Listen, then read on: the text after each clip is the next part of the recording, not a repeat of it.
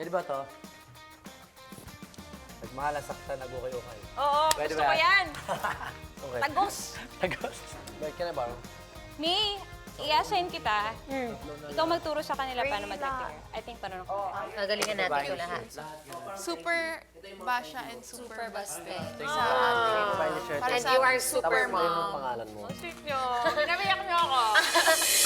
Sina Hasna at Gino tinipo ng mga housemates para sa kanilang Pinoy Big Ukay-Ukay task. Bali, ready na yung items natin. Nandun na siya sa activity area.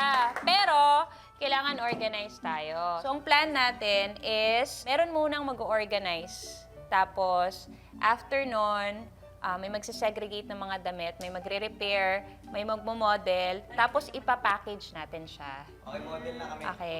Yung package natin, pe-personalize natin, magsi-signature tayo, and ating message, mga ganon. Para kung sino man yung makaka-receive, syempre, remembrance na rin sa atin, di ba?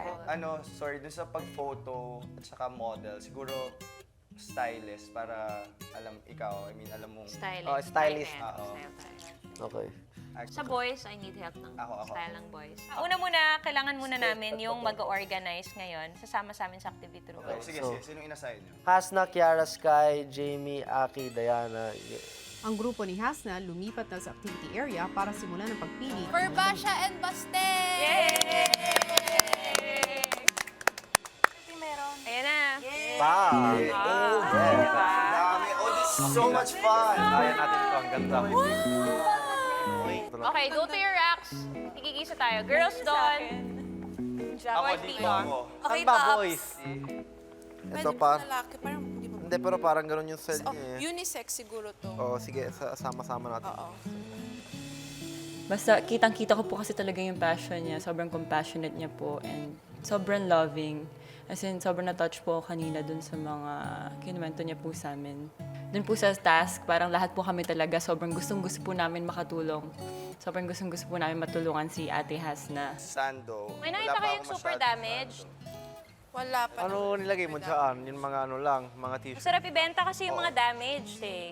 Bakit? Kasi pag nagawan mo siya ng paraan, mamahal yung presyo niya. Tapos usually, mabibili mo sa ukay ng sobrang mura. As in, 10 piso mo mabibili ganun. Kasi nga damage na eh.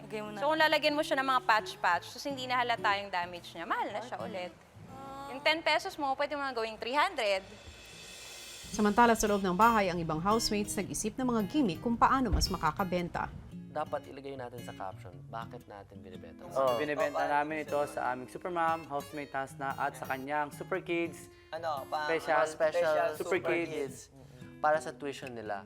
And lagay tayo ng smiley. Thank you. Kasi pag nilagay natin yan, bibenta yun. Bilib po talaga ako sa sakripisyo po ni Ate Hasna, kuya. Tapos single mom pa po siya. Sobrang hirap po nun, kuya. 2 anak po yung tinataguyod niya, kuya. Gaya po ng sa amin ngayon. 2 kami ng kapatid ko. Yung isa, bunso ko, kuya.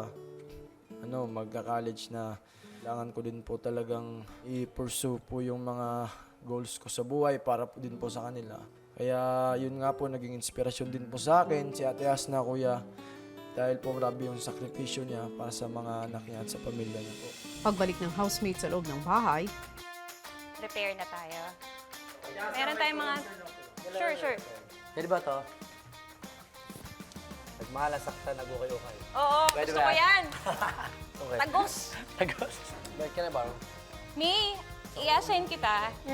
Ikaw magturo sa kanila paano mag-prepare. I think paano mag-prepare. Makinig kayo kay Mia. Siya magtuturo sa inyo paano mag-design. Creative guys ha. Para mas creative, mas mahal. Mahal, oo. Hindi nyo to sa mga ganto-ganto. Gagalingan natin ito lahat. Super Basha and super Baste. Sa atin. Para And sa you are ating super Yung mom. pangalan mo. Sweet nyo. Pinabiyak nyo ako. Oo, ate, para sa'yo to eh. Para kay Basha, tsaka kay Baste. For the super kids. Gagawin namin to ate, para sa'yo. Kaya, Gano'n na ako eh. Na-appreciate ko talaga lahat yung ginagawa nila, kuya. Talagang tumutulong po sila, pati pagde-decor, nakaka-touch siya, kuya. Maswerte po ako nakasama ko sila.